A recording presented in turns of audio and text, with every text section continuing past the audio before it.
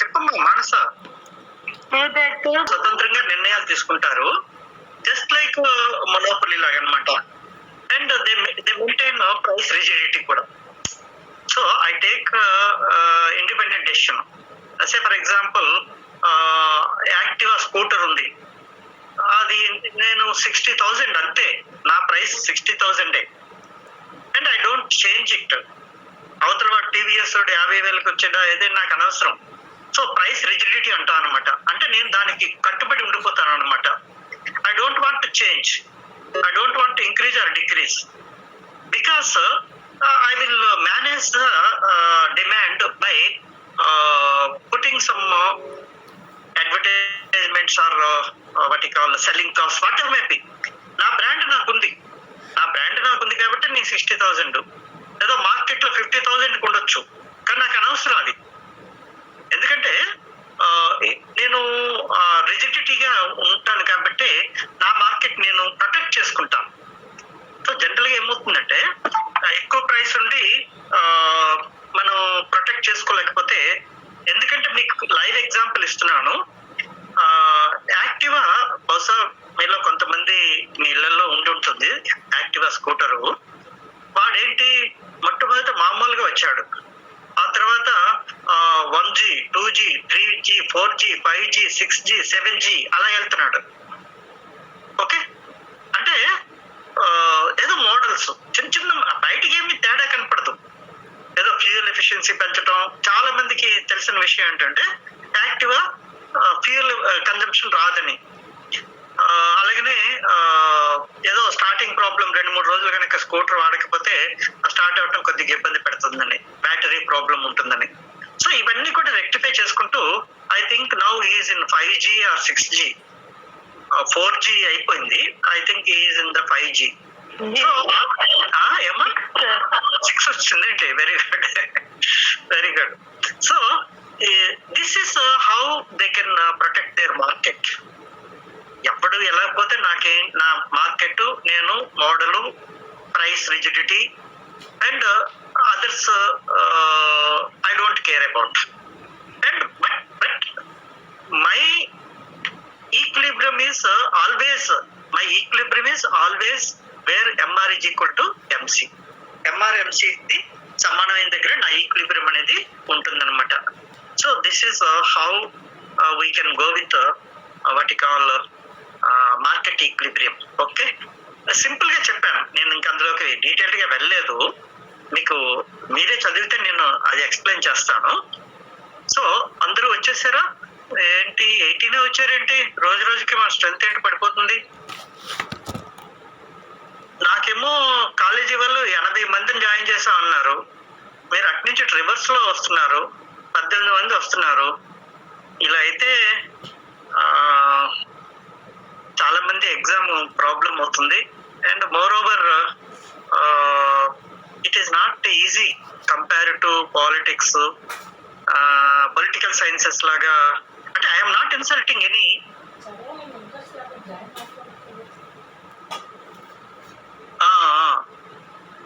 మీరు అసలు నేనేంటంటే మీ మీద నమ్మకంతో అటెండెన్స్ పంపించట్లేదు. If I send the attendance definitely you will be put into some condemnation, or you may not receive any scholarships, or even sometimes you may be getting very less marks in the assignments. ఇవన్నీ criteria అమ్మా. మీరు వచ్చే attendance బట్టి scholarships కానీ, తర్వాత internal marks కానీ, ఇవన్నీ కూడా క్రైటీరియా. ఏంటో మీకు బహుశా చాలా మందికి కాన్ఫిడెన్స్ ఎక్కువగా ఉన్నట్టుంది. అది మంచిది కాదు. కాన్ఫిడెన్స్ ఉండటం తప్పు కాదు, ఓవర్ కాన్ఫిడెన్స్ చాలా మందికి చాలా ఎక్కువగా ఉన్నట్టుంది. క్లాసు ఇంత కష్టపడి ఏదో మెటీరియల్ ఎక్కడెక్కడో సంపాదించి ఏది మీకు బాగుంటుందో అది జాగ్రత్తగా I'm doing my level best. But ఈ చాలా ఇబ్బంది. 18 మంది, అందులో ఒకడు వస్తున్నాడు ఒకడు పోతున్నాడు. This is not good, this is not really good. Okay, సరే వచ్చిన వాళ్ళతో ఏదో ఈ రోజుకి చెప్పుకుందాం. ఆల్రెడీ మనకి 10 minutes అయిపోయింది. Already we are running late. Okay అమ్మా, గాయత్రి నీ దగ్గర ఉందా నేను పంపించింది xerox copy? Yes sir. Gayatri Yes sir. ఒకసారి చదువమ్మా, ఒక్క పేజీ, సింగిల్ పేజీ ఒకసారి చదువు. Price determination under oligami. Oligopoly. Very good. Generally, models of oligopoly break వస్తుంది నీకు. and duopoly are based on the usual assumptions of profit maximization. Very good. ఏది profit maximisation మీద వెళ్తారు any market. Very good. Next. In practice, however, oligopoly firms may have difficulties in attaining maximum profits. Yes, maximum profit అనుకున్నా కొంత difficult ఉంటుంది. Why there is some difficult in oligopoly? Why there is a difficult in oligopoly? Some difficult, not totally difficult, but why there is some difficulty? Because there is a small element of very very small element of competition. Because they are close something like substitutes maybe. So they may be similar, something like the services or the product maybe may not be homogeneous, but they are substitutes. So Sir, చెప్పమ్మా. a small element of what, sir? What it is? Small element of competition. Competition. And moreover, to keep the market, we have to go with selling costs. అది advertisement cost కూడా ఇక్కడ ఎక్కువగా ఉంటాయన్నమాట. అవి ఉండటం వల్ల cost పెరిగిపోతుంటుంది. కాస్ట్ పెరిగిపోతే ప్రాఫిట్స్ పడిపోతుంటాయి. సో ఇవన్నీ కూడా ప్రాక్టికల్ గా మనకి ప్రాఫిట్ మ్యాక్సిమైజేషన్ లో కొద్దిగా ఇబ్బందికరంగా ఉంటుందన్నమాట. Because this is a very very realistic scene market. అంటే మనం ఏదో మీరు సరదాగా అంటుంటారు కదా, మనకి అంత సీన్ లేదని అంటుంటారు ఏదో, కానీ ఇది రియల్ గా సీన్ అన్నమాట. మనం చూస్తున్న మార్కెట్, మన ప్రత్యక్షంగా మన కళ్ళ ముందు ఉన్నటువంటి మార్కెట్ అన్నమాట. ఆ టూత్ పేస్ట్ అడ్వర్టైజ్మెంట్ కి ఎలా కొట్టుకుంటారు, డిటర్జెంట్ పౌడర్లు అడ్వర్టైజ్మెంట్ కి ఎలా కొట్టుకుంటారు, అట్లాగనే ఆడెవడాడు సోప్స్ సంతూర్ అని ఏడుస్తుంటాడు. అట్లాగే ఈ కార్లు అమ్ముకోవటానికి ఎలా అడ్వర్టైజ్మెంట్ చేస్తుంటారు, స్కూటర్లు అమ్మే వాళ్ళు ఎలా అడ్వర్టైజ్ చేస్తుంటారు. These are the nothing but oligopoly market. So అయితే ఇక్కడ ఇండస్ట్రీ అనేది చెప్పొచ్చు, ఇండస్ట్రీయే. ఎందుకంటే కార్ల పరిశ్రమ, స్కూటర్ల పరిశ్రమ, ఏదో కాఫీ పరిశ్రమ, టీ సోప్స్ పరిశ్రమ అని అనొచ్చు. కానీ the products are not of the same what you call the brand. ఒకేలా ఉంటాయి. అంటే సబ్ అంటే ఒకటే, కానీ వేరు వేరు పేర్లతో ఉంటాయి, వేరు వేరు కలర్స్ తో ఉంటాయి. అట్లాగే స్కూటర్స్ అన్ని ఒకటే, కానీ వేరు వేరు కంపెనీల ద్వారా వస్తుంటాయి. కాబట్టి that is most realistic market. Okay, చదువమ్మా. It may be remembered that maximum profits is related to the concept of the demand and cost. Maximum profit can be is relates to the demand and cost. Demand అంటే AR అనమాట. ఇక్కడ demand అంటే AR, average revenue అనమాట, లేదా price అనమాట. So maximum profits అనేది ఈ రెండింటికి డిఫరెన్సే. మనం చిన్నప్పటి నుంచి చెప్పుకుంటున్నాం, పర్ఫెక్ట్ కాంపిటీషన్ నుంచి కూడా చెప్పుకుంటున్నాం. ఏది ప్రాఫిట్ ఎలా వస్తుంది? AR must be greater than AC or TR must be greater than TC, then only profits will come. Okay, very good, continue. But under oligopoly conditions, firms lack information about the market price and quotes. ఇక్కడ market price గురించి, ఎందుకంటే ఎవరికాడు నిర్ణయాలు తీసుకున్నా market market price లో కొంత ఒక్కోసారి మార్పులు రావడానికి అవకాశం ఉంటుంది, అంటే ఫ్లక్చువేషన్స్ ఉంటాయి. ఆ ఫ్లక్చువేషన్స్ బట్టి మన ప్రాఫిట్ మారుతూ ఉంటుంది. ఓకే, ఎస్పెషల్లీ పండగ సీజన్ లో వాటిలో జనరల్ గా they may reduce the prices also. Okay, continue. But under oligopoly, sorry. Further, an oligopoly firm may have considerations such as not disturbing the market conditions, adjustment of price and output with the idea of maximizing profits or market condition. Okay, అంతేనా? అక్కడ full stop ఉన్న దగ్గర full stop ఆపేసే, లేనప్పుడు కంటిన్యూగా చదివేసే. Invite government interferences and regulations of potential competition. Okay okay, here price rigidity ఉంటూ price fluctuations తట్టుకునేటట్టుగా మనం రెండు elastic, అంటే మీరు డయాగ్రామ్ చూస్తే మీకు అర్థమవుతుంది. అవతల వాడు డిస్టర్బ్ చేస్తే ఏ ప్రైస్ లేదు, డిస్టర్బ్ చేయలేదంటే మన డిమాండ్ కర్వ్ ఏంటి, డిస్టర్బ్ చేస్తే డిమాండ్ కర్వ్ ఏంటి, డిస్టర్బ్ చేయకపోతే డిమాండ్ కర్వ్ ఏంటి, రెండింటిని తట్టుకోవాలి మనం ఆలిగోపోలీ మార్కెట్ లో.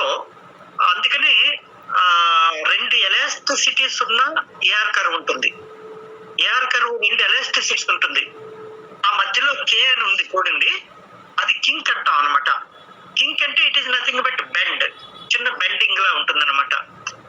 లేదా అంటే సింపుల్ గా చెప్పాలంటే కింక్ అంటే ఇంకా డీటెయిల్డ్ గా చెప్పాలంటే wear the elasticity for the product to some extent is elastic and to some extent it is inelastic. రెండు రకాలుగా ఉంటుంది. అంటే రెండు ఉంటాయి అనమాట, రెండు ఏఆర్ కర్వ్స్ ఉంటాయి. ఒకటేమో ఎలాస్టిక్ ఏఆర్ కర్వ్, పైదేమో ఎలాస్టిక్, కిందది inelastic. Elastic inelastic. Elastic in the sense relatively elastic, నేను మామూలు కామన్ గా చెప్పేస్తున్నాను. పైది పై నుంచి కే వరకు వచ్చిందే అదేమో రిలేటివ్లీ ఎలాస్టిక్ డిమాండ్ కర్వ్. ఆ కే నుంచి కిందకుందే అది రిలేటివ్లీ ఇన్ఎలాస్టిక్ డిమాండ్ కర్వ్. అంటే అది ఏఆర్ కర్వ్ అనమాట. డిమాండ్ కర్వ్ అన్నా ఏఆర్ కర్వ్ అన్నా ప్రైస్ లైన్ అన్నా ఒకటే. సో అది మీకు అర్థమయ్యి ఉండొచ్చు. కే అనే దగ్గర ఒకేసారిగా ఎలాస్టిసిటీ మారిపోయింది అనమాట. ఎలాస్టిసిటీ నుంచి రిలేటివ్లీ ఎలాస్టిక్ నుంచి రిలేటివ్లీ ఇన్ఎలాస్టిక్ పడిపోయింది.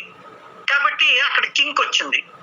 కింక్ అంటే ఒక చిన్న బెండ్ వచ్చింది అనమాట. అది అక్కడ జరిగిన విషయం. ఓకే, దెన్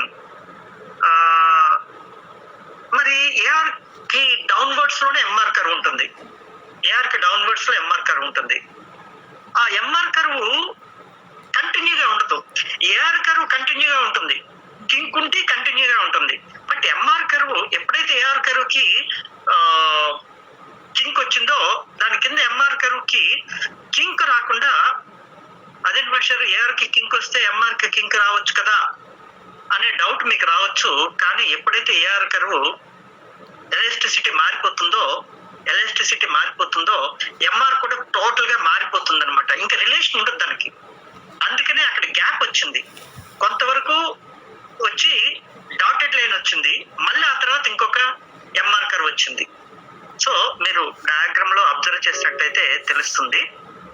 కరెక్ట్ గా ఆ గ్యాప్ లో అంటే పైకి వెళ్ళినా కిందకి వెళ్ళినా మనకి ఎటువంటి తేడా రాదు, అవుట్పుట్ లో తేడా రాదు.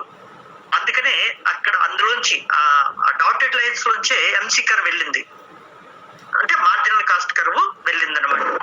So marginal cost is equal to marginal revenue, అది ఈక్విలిబ్రియం పాయింట్. ఎప్పుడు కూడా మార్కెట్ చాప్టర్స్ అర్థం చేసుకోవటం తప్పనిసరిగా MR is equal to MC is equal to equilibrium. అది MR is equal to MC is equal to AR is equal to AC is equal to normal profits. MR is equal to MC is equal to AR greater than AC abnormal profits. MR is equal to MC, AR is less than AC losses. Repeat చేస్తున్నాను, ప్రతిరోజు repeat చేస్తున్నాను. ఎందుకంటే మనకి different markets లో different periods లో short period, long period ఇట్లా ఉన్నాయి కదా. ఒక్కోసారి అయితే షార్ట్ పీరియడ్ లో అబ్నార్మల్ ప్రాఫిట్స్, ఒక్కోసారి అయితే లాంగ్ పీరియడ్ లో నార్మల్, ఇలా ఉంటాయి. సో అక్కడ మనకి కన్ఫ్యూజన్ ఉంది. కానీ మనకి కన్ఫ్యూజన్ లేనిది ఏంటంటే MR is equal to MC is always equilibrium in any type of market. అమ్మా వింటున్నారు కదా? Yes sir. All of you MR first ఏం రాసేస్తారంటే డయాగ్రామ్ ఎక్కడ వేసినా ఆ కింద ఒకటి రాసేసండి, MR is equal to MC is equal to equilibrium. అది ఈక్విలిబ్రియం. అక్కడ ఏఆర్ ఎలా ఉంది, అక్కడ ఏసీ ఎలా ఉంది. ఏఆర్ కనుక అబోవ్ గా ఉంటే అప్పుడు న్యాచురల్ గా అబ్నార్మల్ ప్రాఫిట్స్ వస్తాయి. అలా కాకుండా ఏఆర్ ఏసీ కంటే తక్కువగా ఉంటే లాసెస్ వస్తాయి. అది అయితే ఇక్కడ ఏసీకి మనం పెట్టలేదు, యావరేజ్ కాస్ట్ ని మనం పెట్టలేదు. ఎందుకంటే మనకి ఆల్గోపోలీ మార్కెట్ లో marginal cost is important, not the average cost to measure the profits. అంటే ఇక్కడ చెప్పమ్మా. ఇంకో చాలా చెప్తున్నా, ఎక్కడ నీకు డౌట్ వచ్చింది? మార్జినల్ మార్కెట్ ఏమ్మా ఎక్కడ మార్జినల్ మార్కెట్ అన్నావు కదా, గేట్ మార్జినల్ మార్కెట్ అది కాదు. Marginal MR is equal to MC, marginal revenue is equal to marginal cost. అది ఈక్విలిబ్రియం పాయింట్. అది ఏ మార్కెట్ లోకైనా, అంటే పర్ఫెక్ట్ కాంపిటీషన్ కావచ్చు, ఇంపర్ఫెక్ట్ కాంపిటీషన్ కావచ్చు, మొనోపొలీ కావచ్చు, మొనోపొలిస్టిక్ కాంపిటీషన్ కావచ్చు, ఆల్గోపొలీ మార్కెట్ కావచ్చు, ఎటువంటి మార్కెట్ కైనా ఈక్విలిబ్రియం అనేది MR is equal to MC. అమ్మా చెప్పమ్మా జోష్నా, చెప్పు. Any problem Joshna? Okay okay okay. So ఆ డయాగ్రామ్ ని జాగ్రత్తగా, అంటే చెప్పాను కదా మన పరిస్థితి ఎలా అంటే ఆన్లైన్ లో డయాగ్రామ్ ని ఎక్స్ప్లెయిన్ చేయటం అనేది జరుగుతుంది. అది ఏఆర్ ఎంఆర్, ఏఆర్ కరు డిస్కంటిన్యూ గా వేసి అక్కడ ఎక్కడైతే డిస్కంటిన్యూ అయిందో అక్కడ కే అని పెట్టుకోండి. అట్లాగనే దాని కింద ఎంఆర్ రేఖ వేయండి. ఎంఆర్ రేఖ కొంతవరకు వచ్చిన తర్వాత ఇంకొక ఎంఆర్ కరు, రెండు కలిసి రావు, ఎంఆర్ రెండు కలవు ఎక్కడ, అంటే మొత్తం అది ఎంఆర్ కర్వే. కానీ ఏఆర్ కి డిస్కంటిన్యూ వచ్చింది కాబట్టి, ఏఆర్ కి కింక్ వచ్చింది కాబట్టి, ఏఆర్ రేఖ మీద కింక్ వచ్చింది కాబట్టి ఎంఆర్ అనేది డిస్కంటిన్యూ అయింది. అంతే తప్ప ఏఆర్ కి దిగువనే ఎప్పుడు ఎంఆర్ ఉంటుంది. ఎట్టి పరిస్థితుల్లో any market, any imperfect competition, what I mean to say, any imperfect competition MR should be, must be below to AR. కానీ ఇక్కడ కింక్ అనేది వచ్చింది కాబట్టి అక్కడ డిస్కంటిన్యూ అయింది. అదర్వైజ్ ఇక్కడ రెండు ఎంఆర్లు కనపడతాయి మనకి. కొంత ఎంఆర్ వస్తుంది, అక్కడ డిస్కంటిన్యూ అవుతుంది, మళ్ళీ ఇంకొక ఎంఆర్ వస్తుంది. ఆ డిస్కంటిన్యూనే మనం డాటెడ్ లైన్ లో వేస్తాము. కరెక్ట్ గా అందులోంచి ఆ డాటెడ్ లైన్ లోంచి ఎంసీ కర్వ్ వెళ్తుంది. అప్పుడు we will go for output. Output మాత్రం ఎట్టి పరిస్థితిలో అలా కాన్స్టెంట్ గా ఉండిపోతుంది, డిస్కంటిన్యూ కాన్స్టెంట్ గా ఉండిపోతుంది. అట్లాగే ప్రైస్ డెసిషన్ కూడా అలాగే ఉంటుంది. సో చదువమ్మా, ఎక్కడ ఆపేసాం చూడు, please read out. Finally, the oligopoly itself may place certain restrictions on firm maximizing profit. It attains what? Maximum profits, huh? It restrains on firm maximizing profit. It restrains, ఏంటి? Restrains, sir. Okay okay. నీ voice ఎందుకో break వస్తుంది. Anybody clarity ఉన్న వాళ్ళు ఎవరైనా ఇంకోసారి, అంటే వాళ్ళ దగ్గర జెరాక్స్ ఉందో లేదో కూడా నాకు ఐడియా లేదు. హరిప్రియ, నీది కూడా నీది వాయిస్ చదవాలా సార్? చదవాలి, బ్రేక్ రాకుండా. అదే ఎవరి దగ్గర బ్రేక్ వస్తుందో చూస్తున్నాను. స్టార్టింగ్ నుంచి చదవాలా సార్? సిరి పొటాషియం కాంపిటీషన్ తను ఎంతవరకు ఆపేసిందో అంతవరకు ఆ తర్వాత చదువు. Finally, the oligopoly itself may place certain restraints on firm maximizing profit. These restraints may be considerations of safety, desire for stable profit, and conservation policy of large corporations which follow the principle of live and let live. అంటే మనం బతకాలి, అవతలోడు కూడా బతకాలి. అవతలోడు చంపేయటం కాదు మన ఉద్దేశం. ఆల్గోపోలీ market లో మనం ప్రైస్ తో పోటీ పడకూడదు, వాడు బతకాలి. టీవీఎస్ స్కూటర్ రోడ్ అమ్ముకోవాలి, ఇంకొక వెస్పా స్కూటర్ రోడ్ అమ్ముకోవాలి, వాటి కాల్ హీరో స్కూటర్ రోడ్డు కూడా అందరూ బతకాలి, అందులో మనం కూడా బతకాలి. ఏదో మనం తెలుగులో సామెత ఉంది కదా, అందరూ బాగుండాలి అందులో నేను ఉండాలి అనే పాలసీ ఆల్గోపల్లి మార్కెట్ది. అంతే తప్ప ఆడిపోతే నేను బాగుపడతాను అనేటటువంటి కాన్సెప్ట్ కాకుండా అక్కడ ప్రైస్ ని ఒక దగ్గర పెట్టుకొని ఆ ప్రైస్ కి మనం స్టిక్ అయిపోయి మిగిలిన వాళ్ళకి మిగిలిన మార్కెట్ ఇచ్చేస్తాను అనమాట. సో నా ప్రైస్ కి నా కస్టమర్స్ ఉంటారు, నాకు కావలసినటువంటి కస్టమర్స్ ఆర్ బయ్యర్స్ ఉంటారు నా ప్రైస్ కి. యాక్టివా బయ్యర్స్ యాక్టివాకు ఉంటారు, హీరో బయ్యర్స్ హీరోకు ఉంటారు, వెస్పా బయ్యర్స్ వెస్పాకు ఉంటారు. సో ఇలా ఎవరి మధ్య కూడా ప్రైస్ తో పోటీ పడరు. They don't go with price. Price తో పోటీ పడితే ఏమవుతుందమ్మా? ప్రైస్ తో పోటీ పడితే ఏమవుతుంది? లాసెస్. అందరూ పోతారు. మనం తగ్గించాను ఆడు తగ్గించాడు, మనం తగ్గించాను ఇంకొకడు, ముగ్గురు నలుగురు కదా ఉంటారు. అందరూ తగ్గిస్తారు, అందరూ తగ్గిస్తే అందరికీ ప్రాఫిట్స్ పడిపోతాయి. ఎందుకని? రెవెన్యూ పడిపోతుంది కాబట్టి. ప్రైస్ తగ్గిస్తే రెవెన్యూ పడిపోతుంది, రెవెన్యూ పడిపోతే మనకి ప్రాఫిట్స్ పడిపోతాయి ఫస్ట్ ఆఫ్ ఆల్. సో ఆ విధంగా కాకుండా అందరూ కూడా ఎవరి మార్కెట్ వాళ్ళు సేఫ్ గా, ఎవరి ప్రైస్ వాళ్ళు సేఫ్ గా ఉంటారు తప్ప వాడిపోవాలని మన వాడికి పోటీ ఇలా అంటే maybe competition but not with price. అది ఐ థింక్ డెఫినెట్ గా మీకు అర్థమై ఉంటుంది. పోటీ ఉంటుంది కానీ మనోపలి పవర్ ఉంటుంది. మనోపలి పవర్ ఎలాగంటే ఎవరికాడు హ్యాపీగా ప్రైసెస్ ని ఫిక్స్ చేసుకొని వాటి మీదే వెళ్ళిపోతుంటారు. కొద్దిపాటి చేంజెస్ వచ్చినా ఎవరు పట్టించుకోరు. వాడు కొద్ది పెంచాడు పెంచుకొని, వాడు కొద్ది తగ్గించాడు తగ్గించుకొని. సో ఈ విధంగా ఈ ఆల్గోపలి మార్కెట్ అనేది ఉంటుంది అనమాట. కంటిన్యూ అమ్మా, continue. Haripriya. Yes, sir. Continue. There is no system of pricing in an oligopoly market. There is no system of Pricing in an oligopoly market. Oligopoly English అది ఏదంటారు, అదొక అది మన భాష కాదు. మనం ఎంత తప్పు చెప్పినా అది రైటే, రైట్ చెప్పినా అది రైటే. ఆలిగోపలి, OLI, ఆలిగోపలి ఎలాగైనా పర్లేదు. Okay Sir.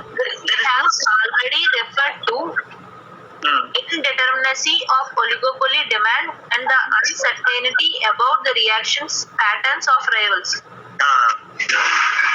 వాడు ఏం చేస్తాడో మనకు తెలియదు. అన్సర్టనిటీ అబౌట్ ద రైవల్స్ అంటే మనతో అమ్మేవాళ్ళు, మిగిలిన అమ్మకందారులు అనమాట. Okay. Naturally, it is not easy to analyze the price system under oligopoly. Yes. Economists distinguish between different kinds of pricing under oligopoly, with Yes.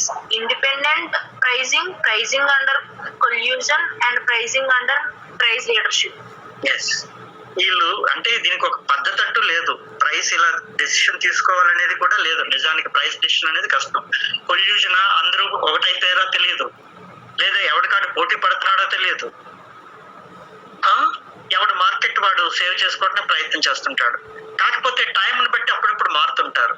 టైంని బట్టి సపోజ్ పండగ సీజన్ వచ్చింది అనుకుందాం, లేదా దసరా సీజన్ వచ్చింది అనుకుందాం. అప్పుడు ప్రతి ఒక్కడు అలర్ట్ అయిపోతారు. దసరాకి 2 వీలర్స్ 4 వీలర్స్ ఎక్కువగా కొంటారు కాబట్టి మనం ఏదో ఎక్స్చేంజ్ మేళా అని, లేదా ఒక 10% తగ్గిద్దామని, లేదంటే EMI సిస్టమ్ లో ఇలా వెళ్తుంటారు. ప్రైస్ తో పోటీ పడరు. ప్రైస్ తో పోటీ పడకుండా అదర్ బెనిఫిట్స్ తోటి పోటీ పడుతుంటారు అనమాట. అందుకనే ప్రైస్ డిటర్మినేషన్ అనేది ఆల్గోపోలి మార్కెట్ లో కొద్దిగా డిఫికల్ట్ అనమాట. ఒక పద్ధతిలో వెళ్తే మనకి ఈజీ, కానీ అసలు ఇక్కడ పద్ధతి అంటూ లేదు. ఒకడు ఒక్కొక్కలా ఉంటాడు, ఇంకొకటి ఇంకోలా ఉంటాడు. కాబట్టి ప్రైస్ డిటర్మినేషన్ అనేది కొద్దిగా difficult. Okay, next continue. Yes, sir.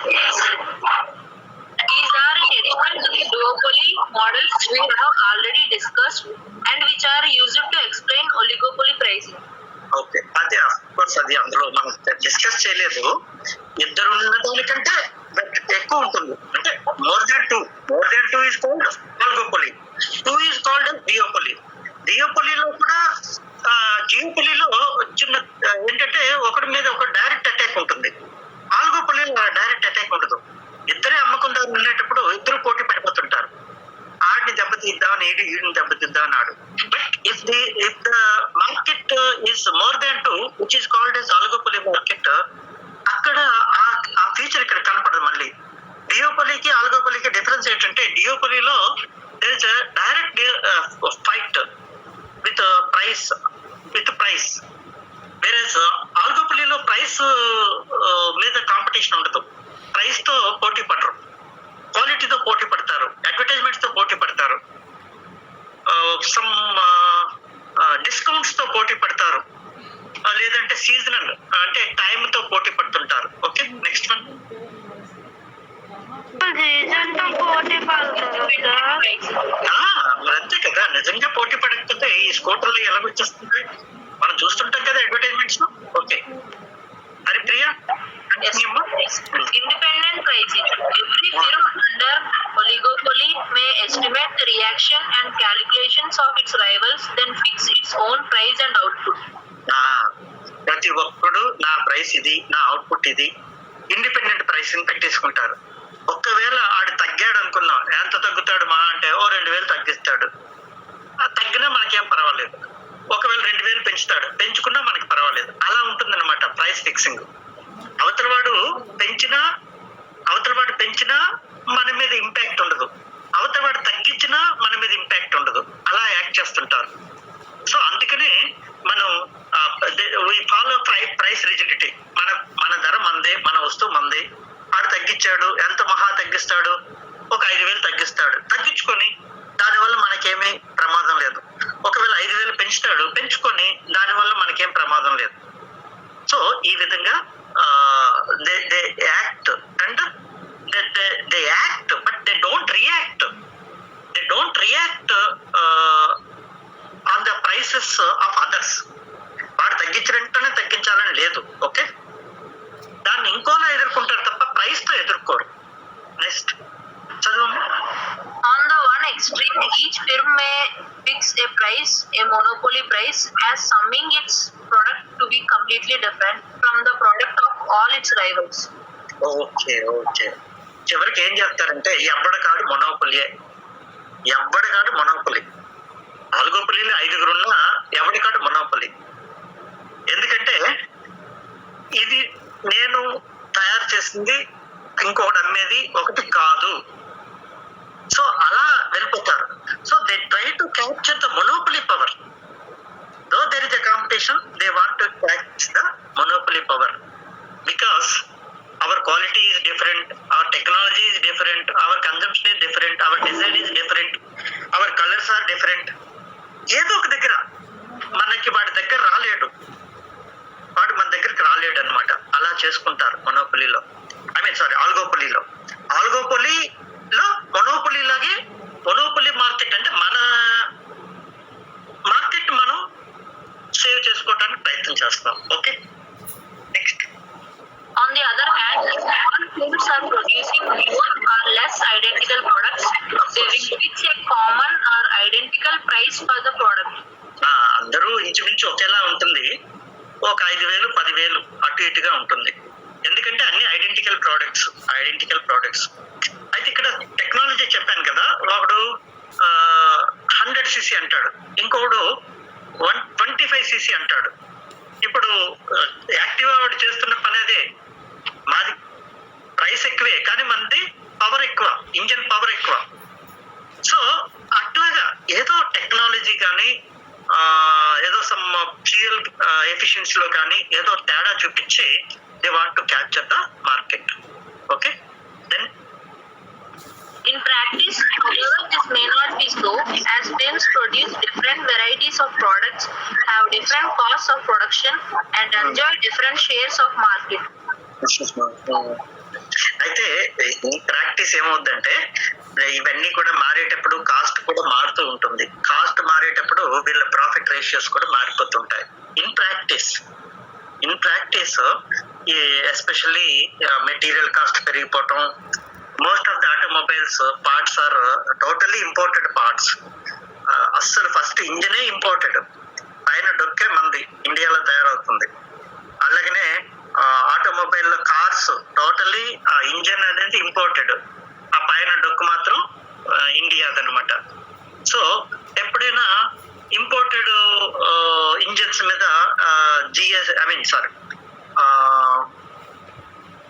Cess అది పెంచారనుకుందాం, అంటే ఎక్స్పోర్ట్స్ ఇంపోర్ట్స్ మీద ట్యాక్స్ పెరిగింది అనుకుందాం ఇంపోర్ట్స్ మీద, అప్పుడు కొద్దిగా నష్టాలు వచ్చే అవకాశం ఉంటుంది. ఎందుకంటే ఇంపోర్ట్స్ ఇంజిన్ కాస్ట్ పెరిగిపోతుంది, ఇంజిన్ కాస్ట్ పెరిగిపోయేటప్పుడు ప్రోడక్ట్ కాస్ట్ పెరిగిపోతుంది అనమాట. అలాంటి పరిస్థితులు కూడా రావచ్చు ఆల్గోపోలి మార్కెట్ లో.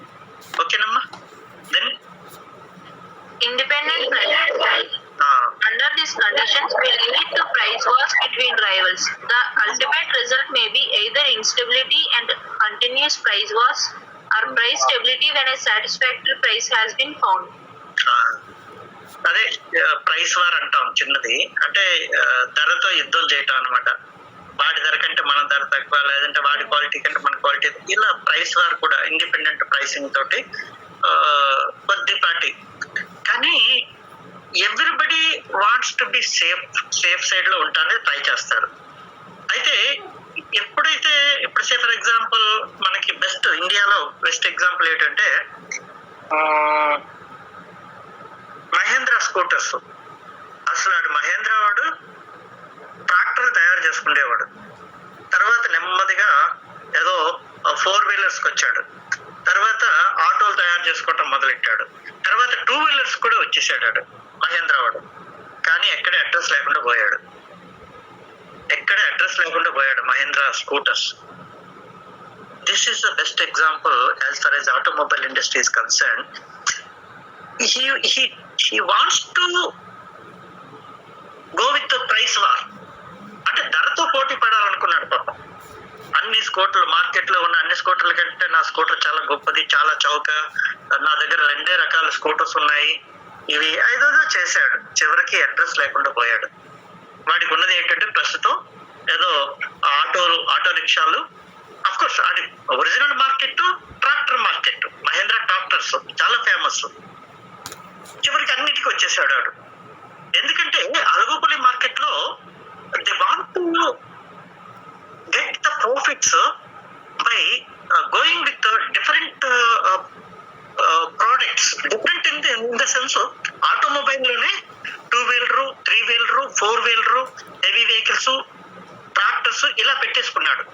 కాబట్టి వాడికి 2 వీలర్ లో లాస్ వచ్చినా ఇంకో దాంట్లో వాడికి ప్రాఫిట్స్ వచ్చేస్తాయి. సో ఆల్గోపోలి మార్కెట్ లో generally they may go with other products that are related with the industry or that are related with the already existing business. అంటే వాడు చేస్తున్న వ్యాపారంతో సంబంధం ఉన్నటువంటి ఇంకో ప్రోడక్ట్ కూడా చేసుకోవచ్చు అన్నమాట ఆల్గోపోలి మార్కెట్ లో. Okay, There is bound to be antagonism, uncertainty and insecurity among the rivals and therefore a constant tendency to come together. అన్ని ఏది జరుగుతుంది ఏది జరగదో చెప్పలేము అనమాట. Uncertainty, everything is uncertain. ఇది మార్కెట్ లో అమ్ముతామో లేదో, మనం ప్రోడక్ట్ ని పీపుల్ యాక్సెప్ట్ చేస్తారో లేదో, there is always uncertainty as far as oligopoly market is concern. Okay, then But in general, belief among economists is that independent pricing cannot last long and it is bound to lead to either price leadership by leading firm or some type of collusion between the rival firms. అంటే economist ఏమంటారంటే అది independent pricing అనేది పడదు, ఎప్పుడో ఒకప్పుడు వాళ్ళ మధ్య competition వస్తుంది, కొల్యూషన్ అయిపోతారు, చివరికి కొల్యూట్ అయిపోతారు. కొల్యూషన్ అంటే ఏం లేదమ్మా, అందరూ కలిసిపోతాం అనమాట, కొల్యూట్ అయిపోతాం అంటారు. మనం మామూలుగా కూడా వాడుతుంటాం వర్డ్. వాళ్ళంతా ఒకటి అయిపోయారు, ఏదో ముఖ్యంగా ఎలక్షన్ లో ఆ పార్టీలంతా ఒకటి అయిపోయారు, లేదంటే ఆ కులం వాళ్ళంతా ఒకటి అయిపోయారు. ఇక్కడ కూడా అంతే, ఆ అమ్మే వాళ్ళంతా ఒకటి అయిపోతారు. వాళ్ళకి ఏదో ఒకసారి అందరూ మీటింగ్ పెట్టుకుంటారు, ఏంటి ఏం బాగలేదు కాబట్టి మనం ఇలాగే ఉందాం, నీ మార్కెట్ ఇది ఇలా చెప్పుకుంటారు. Pollution in reality they may go for polluting. Okay, next. Generally, business teams follow the cost plus pricing system of fixing the selling price of products. అసలు మనం అమ్మాలి అంటే కాస్ట్ ఎంత అవుతుందో మనకు తెలియాలి. మనం ప్రైస్ ఫిక్స్ చేస్తున్నాం అంటే మనకి first of all we have to know the cost. అయితే ఇక్కడ కాస్టే కాకుండా సెల్లింగ్ కాస్ట్ కూడా యాడ్ అయిపోతాయి.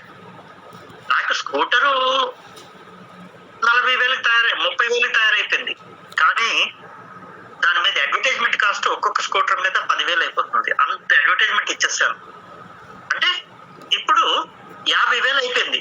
ఏది స్కూటర్ తయారు చేయడానికి 40,000, దానికి అడ్వర్టైజ్ చేయడానికి 10,000 పర్ స్కూటర్ అయిపోయింది. అంత ఎక్కువగా అడ్వర్టైజ్ చేసేసాను. కాబట్టి so selling cost will increase the cost of production. Actual గా they are not cost of production, అది కాస్ట్ ఆఫ్ ప్రొడక్షన్ కాదు. కానీ ఆ సెల్లింగ్ కాస్ట్ కూడా నేను రికవర్ చేయాలంటే ప్రైస్ నాకు రావాలి. So selling cost they don't directly involve in the production, but they involve in the selling. అంటే అమ్మటానికి అవి తప్పదు, ఆ అడ్వర్టైజ్మెంట్ అనేది తప్పదు. అలా దాని వలన మనకి కాస్ట్ ప్రైస్ డిఫరెన్స్ అనేది ఒక్కోసారి మారిపోతుంటుంది. అప్పుడు ప్రాఫిట్స్ మారిపోవచ్చు అనమాట. Next, For instance, calculates average cost of production and then add say 20 or 30%. Average cost of production plus sales, అదే సెల్లింగ్ కాస్ట్ కూడా యాడ్ చేసేసుకుంటారు. 20% advertisement, 30% advertisement. అప్పుడు ఆటోమేటిక్ గా కాస్ట్ పెరిగిపోతుంది. కాస్ట్ కనుక పెరిగినట్లయితే మనకి ఎగ్జిస్టింగ్ ప్రైస్ దగ్గర అయిపోతే ప్రాఫిట్స్ పడిపోతాయి. కాబట్టి first of all we must know what will be the cost, not only the cost of production but also the cost of sales or selling cost or advertisement cost. ఈ రెండు కలుపుకోవాలి oligopoly market లో. Okay, then sir అది అక్కడ వరకు తర్వాత line అది అయిపోయింది అంటే ఆ చివరిది ఇంకేదో ఉంది, అది అందులోకి ఏదో కలిసిపోయింది. అది చాలు. మీరు అంటే ఇవన్నీ టెక్నిక్స్ ఎగ్జామ్ లో రాయటానికి ఎక్కువగా రాసినట్టుగా, మ్యాటర్ తక్కువ ఉన్నా ఏదో మనం కొద్దిగా డెకరేషన్ అంటాం కదా, అలాగనమాట. ఇవన్నీ పాయింట్ వైజ్ గా ఎందుకంటే నేను మామూలుగా మీకు పంపించడానికి ఈ తక్కువగా ఉండాలి కదా. ఎందుకంటే basically we are learning economics, we should follow economics. కొద్దిగా కాస్ట్ తగ్గించుకోవటం కోసం నేను అబ్రిడ్జ్డ్ గా పంపిస్తున్నాను. వాటిని పాయింట్ వైజ్ గా మీరు వేరే నోట్స్ లో లాగా ఏదైనా రాసుకుంటే అప్పుడు మీకు ఎగ్జామ్ లో కూడా బాగా ఉంటుంది. నేను మీకు అవసరం అనుకుంటే మళ్ళీ మీకు డయాగ్రామ్ వేసి నేను మాన్యువల్ గా వేసి పంపిస్తాను.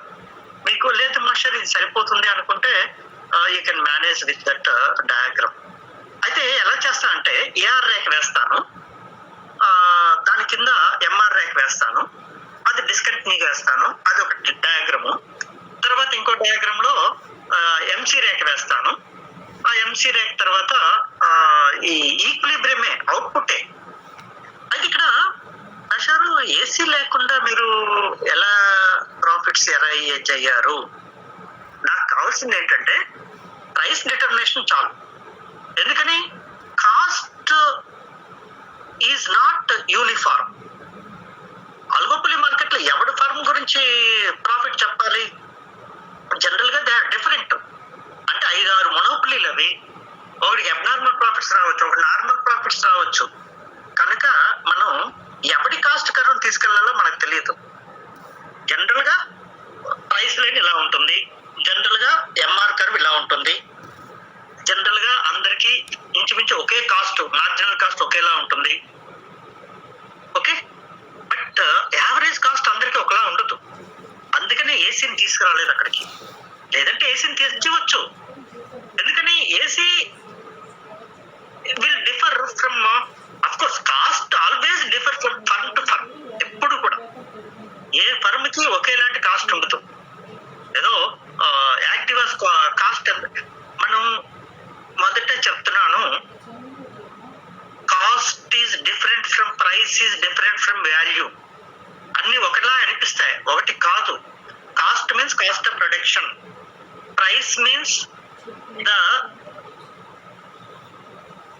money value expressed. అంటే ఒక వస్తువు యొక్క విలువని డబ్బు రూపంలో చెప్తే దాన్ని ప్రైస్ అంటాం. సో ప్రైస్ అనేది depending on the market conditions, వాడు మొనోపొలియా ఆలిగోపొలియా వాడికి సంబంధించింది.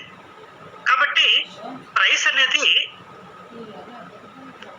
Always, price must be always greater than the cost.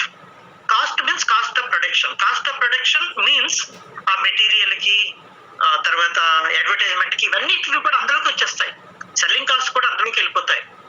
Though they do not have any direct impact on the cost, direct impact on the production. Selling cost కి production సంబంధం లేదు, కానీ produce చేసింది అమ్మాలంటే మనం అడ్వర్టైజ్ చేసుకోవాలి తప్పదు. మనం పోటీలో నిలబడాలి అంటే. అందుకనే నిజానికి కొన్ని అంటే మార్కెట్ లో కొన్ని వస్తువులు అయితే 10 రూపాయలే, కానీ దాని మీద 90 రూపాయలు అడ్వర్టైజ్మెంట్ చేస్తాడు. అంటే అప్పుడు 100 రూపాయలు అయిపోయింది. అది కాస్ట్ ఆఫ్ ప్రొడక్షన్ 100 రూపాయలు అయిపోయింది. నిజంగా తయారు చేయడానికి 10 రూపాయలే, కానీ సెల్లింగ్ కాస్ట్ 90 రూపాయలు. 100 రూపాయలు కాస్ట్ అయిపోయింది, కానీ దాన్ని 200కి అమ్ముతాం. ఎందుకంటే మన పవర్ అలాంటిది, మన అడ్వర్టైజ్మెంట్ అలాంటిది. మన ప్రైస్ ఎంత 200కి అమ్మాం అంటే 100 రూపాయలు లాభం వచ్చింది. జనరల్ గా మనం ఏమనుకుంటాం, అదేంటి భాషలు 10 రూపాయలది 200కి అమ్మేస్తున్నాడు, 10 రూపాయలదే, కానీ నేను 90 రూపాయలు అడ్వర్టైజ్మెంట్ ఇవ్వబట్టి నువ్వు 200కి కొంటున్నావు, లేకుండా నువ్వు కొనవు. I think you can understand how the business people are exploiting. మన లా స్టూడెంట్స్ కదా, మొత్తం దోపిడీ చేసేయటమే. మంచి బ్రాండెడ్ మంచి మోడల్స్ తోటి అడ్వర్టైజ్మెంట్ చేయిస్తాం అనమాట. బ్రాండ్ ఇమేజ్ పెట్టుకుంటాం. మార్కెట్ లో మన పేరు చెప్తే చాలు, ప్రోడక్ట్ అలా అలా హాట్ కేక్ లో వెళ్ళిపోతుంది అనమాట.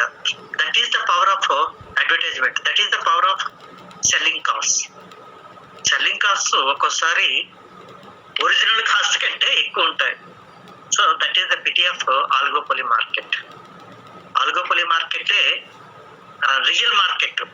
అటు మొనోపోలీ మార్కెట్ మనకు కనపడదు. ఓకే, మీకు ఏమైనా డౌట్స్ ఉంటే చూడండి. నేను ఈ వీక్ లో డెఫినెట్ గా మీకు అసైన్మెంట్స్ ఇస్తాను. అసైన్మెంట్స్ తో పాటు ఎక్కడైనా బ్లాంక్స్ ఏమైనా ఉంటే అవి కూడా మీకు పంపిస్తాను. Okay, any doubts to ask? అమ్మ Gayatri? No, sir. Gayatri, okay. No. Dikshita, Pratibha ఏమైనా డౌట్స్ ఉన్నాయమ్మా? No, sir. Very good, very good. Sheikh Vasavi? No, sir. Vasavi Sai, good. Bhagyashree? No, sir. Manasa? అమ్మా, డౌట్స్ ఏమైనా అడగండి. మీరు ఏదో ఒక నో చెప్పారని, లేదా ఎంతసేపు నేనేదో బోర్ కొట్టించేస్తానని బాబు ఈ వదిలేస్తే చాలు అనుకునేటట్టు కాకుండా దయచేసి, ఎందుకంటే మనం కష్టకాలాల్లో ఉన్నాం. కరోనా కాలం అంటే కష్టకాలాలు. మీరు ఎక్కడ ఉంటారో నాకు తెలియదు, నేను ఎక్కడ ఉంటానో మీకు తెలియదు. ఏదో ఈ టెక్నాలజీ డెవలప్ అయింది కాబట్టి కొంత. హరిప్రియ? మాకు అంత బాగానే అర్థమైంది. Thank you. జాగ్రత్త చదవండి. You are always welcome for any doubts at any time. 24/7 any doubts. ఏం లేదు, ఫోన్ ఎత్తి ఇలా సో అని చెప్తే మీరు, నేనే మీకు మళ్ళీ ఫోన్ చేస్తాను. సబ్జెక్ట్ మీద I'm interested, that's all. Okay, thank you. Thank you, sir. I will leave.